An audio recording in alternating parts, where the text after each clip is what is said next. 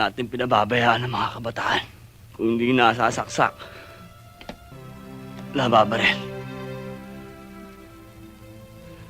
ginagahasa.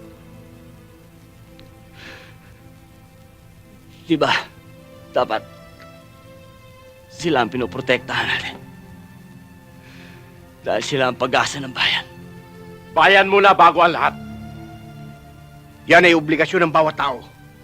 At yan din ang obligasyon sinumpa ninyo sa inyong tungkulin. Kailangan mahalin ninyo ang bayan. Eh, yung obligasyon ng bayan sa atin.